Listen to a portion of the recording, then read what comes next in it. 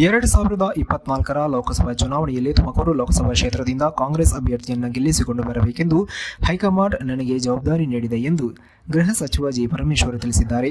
ತುಮಕೂರಿನ ಕಾಂಗ್ರೆಸ್ ಕಚೇರಿಯಲ್ಲಿ ನಡೆದ ಕಾರ್ಯಕ್ರಮದಲ್ಲಿ ಭಾಗವಹಿಸಿ ಮಾತನಾಡಿದ ಅವರು, ನನ್ನನ್ನು ದೆಹಲಿಗೆ ಕರೆಸಿ ಹೈಕಮಾಂಡ್ ಸೂಚನೆ ನೀಡಿದೆ. ಅಲ್ಲದೆ ರಾಹುಲ್ ಗಾಂಧಿಯವರು ಕೂಡ ನನ್ನ ಮೇಲೆ ವಿಶ್ವಾಸ ಇರಿಸಿದ್ದಾರೆ ಎಂದು ಹೇಳಿದರು. ನಾವೆಲ್ಲರೂ ಸೇರಿ ಒಗ್ಗಟ್ಟಿನಿಂದ ಕಾಂಗ್ರೆಸ್ ಅಭ್ಯರ್ಥಿಯನ್ನು ಗೆಲ್ಲಿಸಿಕೊಂಡು ಹೋಗುವ ಸಂಕಲ್ಪ ತೊಡಬೇಕಾಗಿದೆ.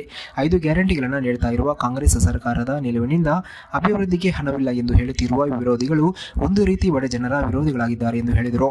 ರಾಜ್ಯದ ಕಾಂಗ್ರೆಸ್ ಸರ್ಕಾರ 5 ಗ್ಯಾರಂಟಿಗಳನ್ನು ನೀಡುವ ಮೂಲಕ ಬಡವರನ್ನ ಶಕ್ತಿವಂತರನ್ನಾಗಿ ಮಾಡುತ್ತಿದೆ ಎಂದು ಅವರು ಹೇಳಿದರು. ಅಕ್ಕಿ ಕೊಟ್ರೆ ಅವರಿಗೆ ಹೊಟ್ಟೆ ತುಂಬಾ ಅನ್ನ ಊಟ ಮಾಡಿದ್ರೆ ಅದು ಸಾಮಾಜಿಕ ನ್ಯಾಯ ಆಗೋದಿಲ್ವಾ?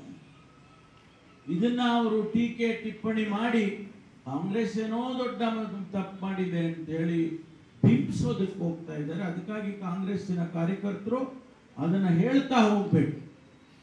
ನಾವು ಮಾಡ್ತಾ ಇರ್ತಕ್ಕಂಥದ್ದು ಆ ಬಡ ಜನರಿಗೆ ಮೇಲೆತ್ತುವಂತ ಕೆಲಸ ಮಾಡ್ತಾ ಇದ್ದೀವಿ.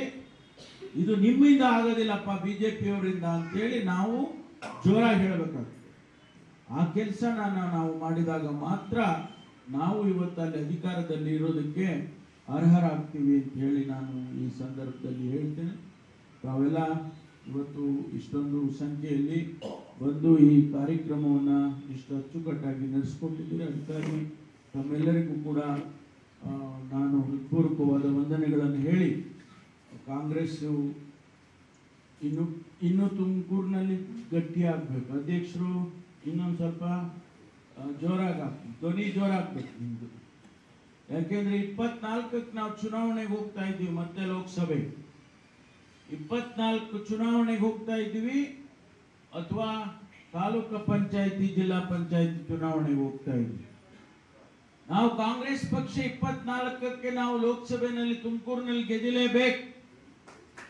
ಯಾವುದೇ ಕಾರಣಕ್ಕೂ ನಾವು ಈ ಬಾರಿ ತುಮಕೂರಿನಲ್ಲಿ ಲೋಕಸಭೆಯನ್ನ ಗೆಲ್ಲಲೇಬೇಕು.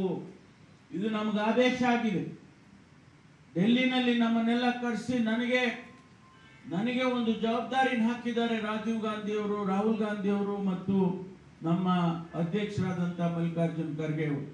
ತುಮಕೂರಿನ ಲೋಕಸಭೆ ಪರಮೇಶ್ವರ್ ನೀನ್ ಗೆದ್ದಿಸ್ಕೊಂಡು ಬರ್ಬೇಕು, ನಿನ್ ಜವಾಬ್ದಾರಿ ಅಂತ ಹೇಳಿ ನನಗೆ ಹೇಳಿ ಕಳಿಸಿದ್ದಾರೆ. ಆದ್ರೆ ನೀವೆಲ್ಲ ಇಲ್ಲದೆ ಇದ್ರೆ ನಾನೊಬ್ಬೇನ್ ಮಾಡ್ತೀನಪ್ಪ? ನೀವೆಲ್ಲ ಇರ್ಬೇಕಲ್ಲ.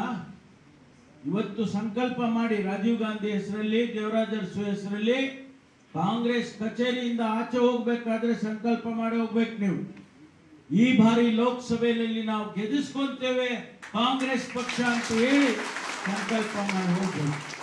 ಅದು ಯಾಕಾಗಲ್ಲ ನೋಡಿ ಬಿಡ. ನೀವು ಮನ್ಸು ಮಾಡಿದ್ರೆ ಅದು ಯಾಕಾಗಲ್ರಿ? ಏನಪ್ಪ ಆಗತ್ತೆ ಅಲ್ವಾ? ಜೋರಾಗಿ ಹೇಳ್ರಿ. ಅದನ್ನು ಮೆತ್ ಕೇಳ್ತೀವಿ. ಆದ್ರಿಂದ ನಾವು ಮಾಡೋಣ ರೆಡಿ ಆಗ್ಬಿಡು, ಹೇಳ್ತೀನಿ. ಆದ್ರಿಂದ ಇವತ್ತು ನೀವೆಲ್ಲರೂ ಕೂಡ ಈ ಕಾರ್ಯಕ್ರಮಕ್ಕೆ ಆಗಮಿಸಿದ್ದೀರಿ. ನಿಮಗೆಲ್ಲ ಶುಭವನ್ನು ಕೋರಿ ನಾನು ನನ್ನ ಮಾತನ್ನು ಮುಗಿಸ್ತೀನಿ. ಎಲ್ಲರಿಗೂ ನಮಸ್ಕಾರ. ಜೈ ಹಿಂದ್, ಜೈ ಕರ್ನಾಟಕ.